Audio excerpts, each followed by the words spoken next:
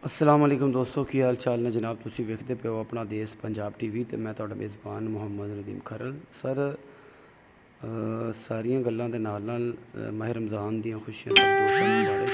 और अल्लाह पाक हर मुसलमान दी ज़िंदगी दे विच माह रमज़ान दा आना जेहड़ा ओहदी बरबख्त रहमतां जेहड़ियां ज़िंदगी दे विच पाना नसीब फरमाए। ते एह जनाब माली इक लैके आया मूँह 6 दंद झोटा है जनाब पूरा। तो ये जनाब दूजी माली है। शाह कालियां अक्खां ने, सिर्फ पिछले पैर दो चिट्टे ते सिर्फ पुछ वाला जेह्ड़ा सिट्टा ना ओह् चिट्टा ठीक हो गया जी। तो ये प्योर नीली का झोटा जिहदे कोई कमी कुताही नहीं, किसी तरह की भी कोई कमी कुताही नहीं। प्योर नीली का अल्लाह के फजल नाल।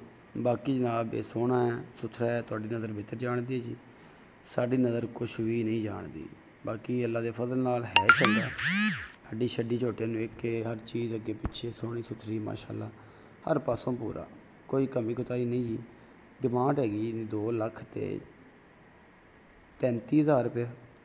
ये कोई थोड़ा बहुत किराए करूए का लड़ प्यार होना, बड़े मकूल जे मुल्लां च और बड़िया मुहब्बतां च जनाब ये जानवर तुहानूं असीं दिखा रहे हैं। 2,35,000 रुपये डिमांड है। दूजी माली ब्रीडिंग वास्ते बेहतरीन तोहफा है जनाब। तो मलकवाल दी जी है जी वो लोकेशन है, मलकवाल तहसील मलकवाल है खड़ा जी। तो जोड़ा भी दोस्त जनाब इनू खरीदना चाहे वो साढ़े नाल रबता करे जनाब, मामलात करे, गलबात करे, तो इंशाअल्लाह उन्हें जाके वेखे मौके पर पैसे दे के जनाब लै जाए। ये जनाब प्योर नीली का झोटा है, इतों ही गया जनाब। तो 2,35,000 रुपये डिमांड है जी यदी। और खूबसूरत तुहाडे सामने है जी। माड़ा है चंगा है जो भी है, 2,35 डिमांड है। दूसरी माली तो चंगा तगड़ा हूँ तो माशाअल्लाह बड़ा संभ्या सुंभ्या होया। तो फिर नीली के थोड़े जानवर कमज़ोर वगैरह रहिंदे ने, सारी गल बात। तो पूरी कोशिश कर रहे हैं जी तुहाडे वास्ते प्योर नीली के ब्रांड लियाइए।